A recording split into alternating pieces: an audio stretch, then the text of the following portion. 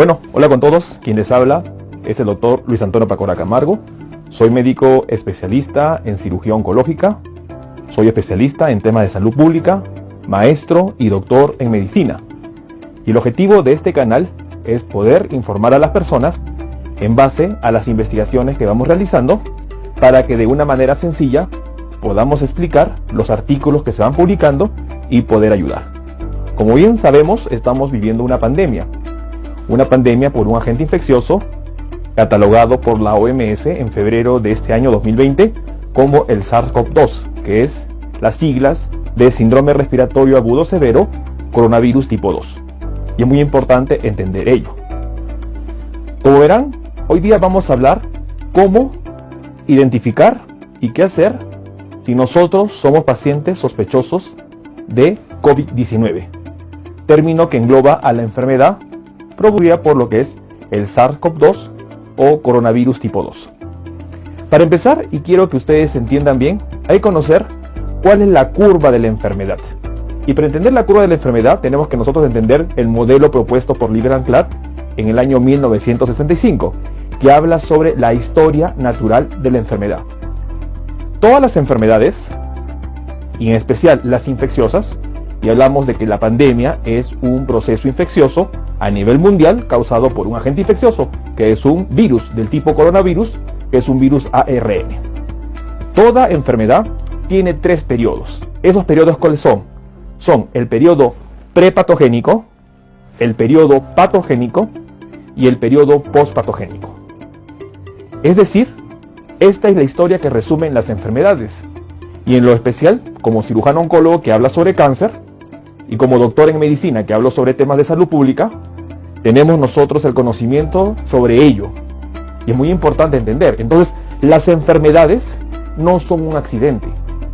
Son procesos que lamentablemente muchas veces detectamos de manera tardía. Y en lo especial hablamos sobre el cáncer. Que cuando nosotros hablamos sobre cáncer, detectamos en enfermedad avanzada y no hay mucho por hacer muchas veces en los pacientes. Es por ello que también este modelo de historia de la enfermedad se aplica a lo que es la parte de las infecciones. Entonces tenemos el periodo prepatogénico, patogénico y postpatogénico. El periodo prepatogénico significa que nosotros no hemos desarrollado la enfermedad, no estamos en contacto con lo que es la parte del agente infeccioso. El periodo patogénico, que es muy importante, tiene 2 partes, tiene la parte asintomática y la parte sintomática. Hay que entender que es ya cuando nuestro organismo se ha expuesto al agente infeccioso. Hablando de la pandemia del coronavirus, hablamos al SARS-CoV-2.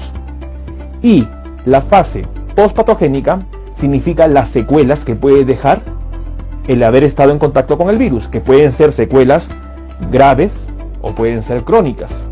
Y dentro de las graves pueden ser que el paciente haga una falla orgánica múltiple, que haga lo que es la parte de un shock séptico, que haga una coagulación intravascular diseminada o que lamentablemente fallezca.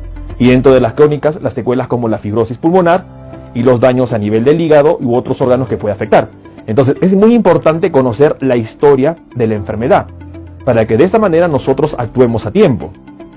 Hablando específicamente del coronavirus, lo que tenemos que entender es el periodo de incubación. Como ustedes verán en la imagen, nosotros tenemos, y lo que debemos partir siempre es cuándo iniciaron los síntomas.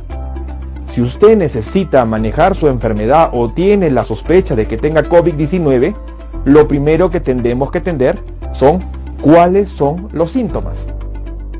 Y para ello vamos nosotros a basarnos en 4 series que se han publicado en revistas y editoriales, que es la parte científica en medicina, muy importantes. Como verán en la pantalla, tenemos 2 series publicadas por Lancet, tenemos una serie publicada por lo que es la parte del grupo de estudios de JAMA, y finalmente lo publicado por la New England Journal of Medicine.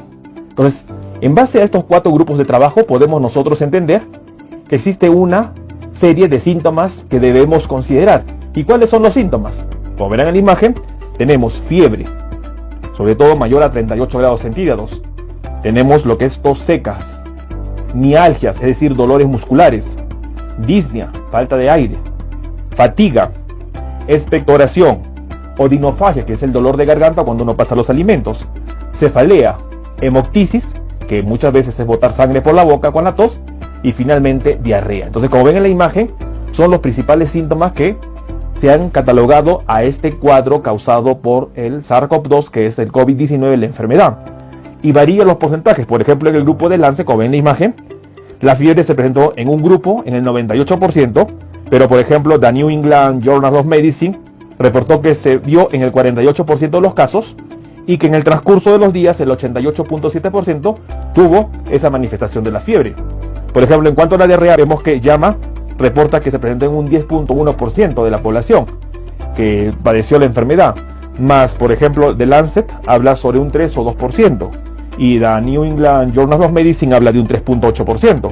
Otro síntoma importante que tan igual como la fiebre se presenta en este cuadro clínico del COVID-19 es la tos seca.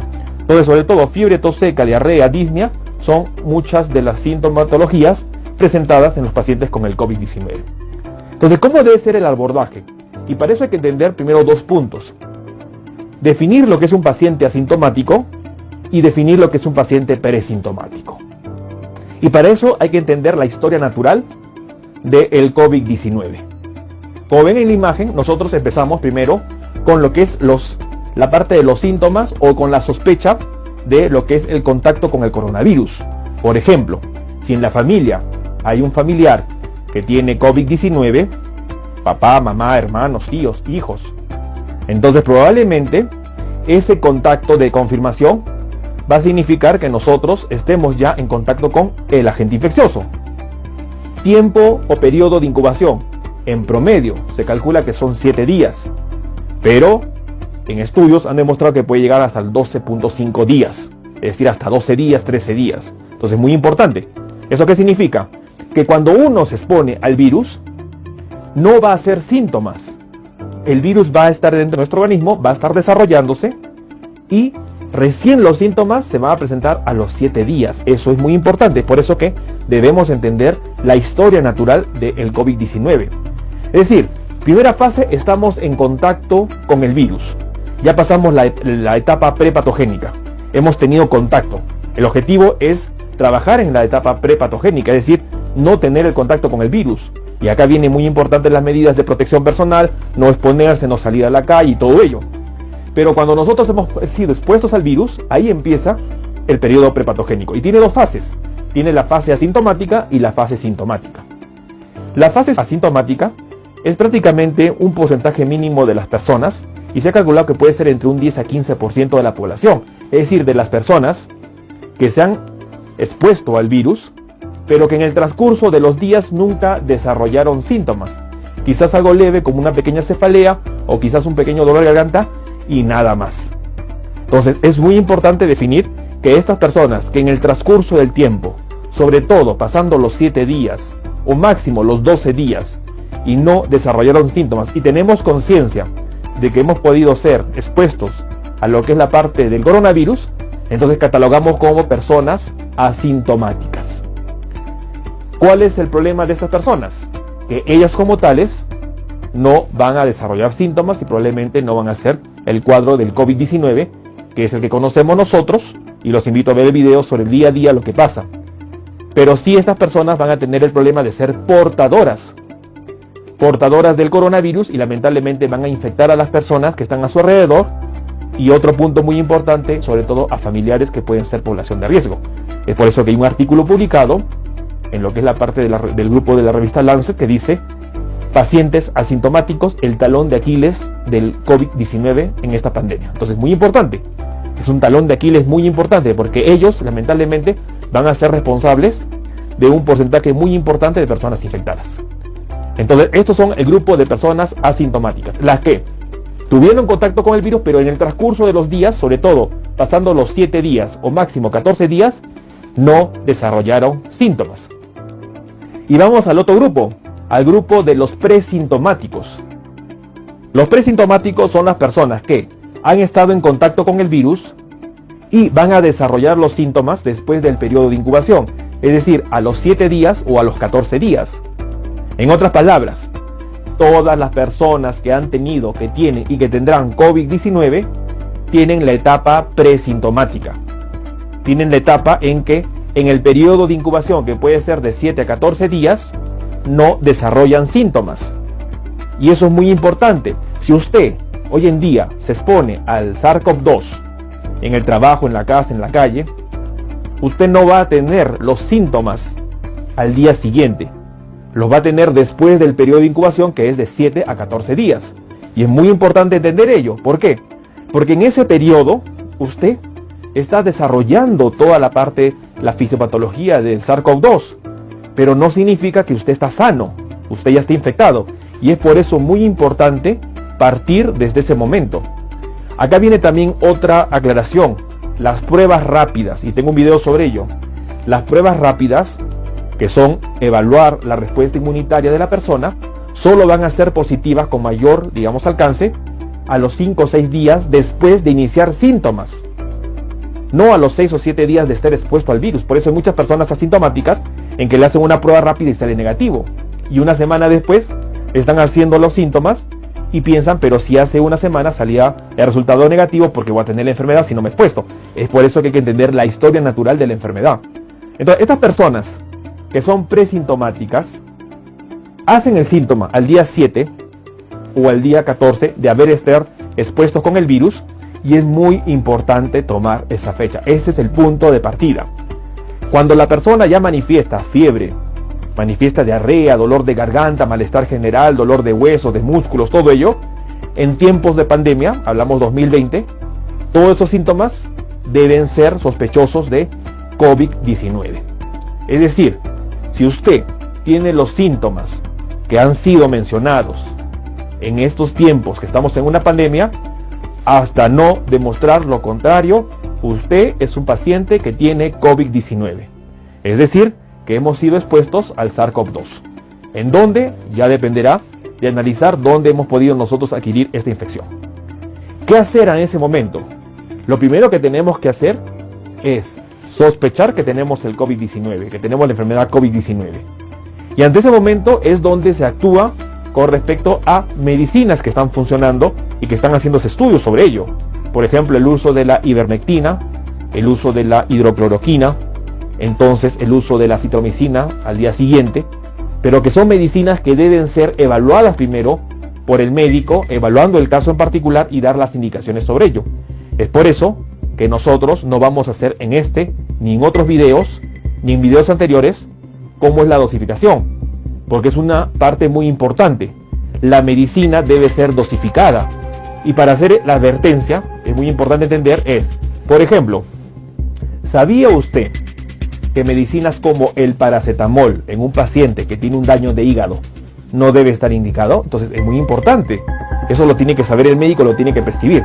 ¿Sabía usted que la hidroxicloroquina puede causarle infarto al corazón por una fibrilación ventricular, o puede causarle ceguera, o puede causarle manifestaciones gastrointestinales, o puede sinergizarse con fármacos como la digoxina, el propranolol o el salbutamol, que actúan a nivel de receptores beta, de lo que es la parte del sistema adrenérgico, y que podrían combinarse y causar algo fatal en el paciente? Es por eso que la medicación debe ser indicada por el médico. Hay muchas personas que me escriben: doctor, estamos en tiempo de pandemia, ya estoy con síntomas, ¿cuánto tomo la ivermectina? Van a disculpar, pero es una responsabilidad. Y acá en este canal, y quien les habla como médico, como doctor en medicina, con todos los títulos registrados, jamás vamos a dar una medicina como si fuese una receta popular, porque las medicinas tienen que ser evaluadas y sabemos que tienen efectos adversos. Entonces, la recomendación es: si usted está haciendo el cuadro clínico del COVID-19, es muy importante actuar a tiempo, hacer la consulta, preguntar sobre ello y ver la posibilidad de iniciar ya tratamiento. ¿Para qué?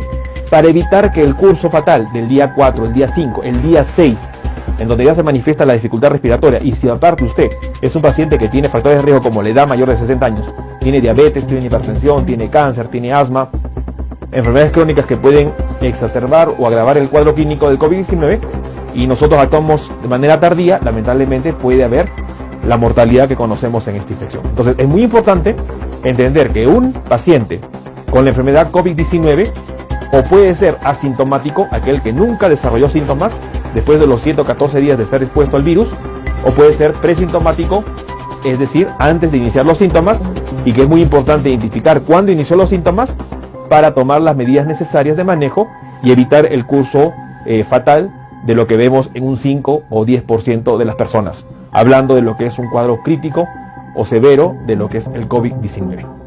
Bueno, quien les habla es el doctor Luis Antonio Pacora Camargo. Hemos publicado este video con la opción de entender que es un paciente asintomático. Es muy importante grabar esa imagen de lo que es la historia natural del COVID-19, entender que nosotros no hacemos síntomas una vez expuestos al virus, van a pasar entre 7 a 14 días, y una vez que suceda ello, o no hacemos síntomas, llamándonos en este caso pacientes COVID-19 asintomáticos, o hacemos síntomas y de acuerdo a ello evolucionaremos de una u otra manera.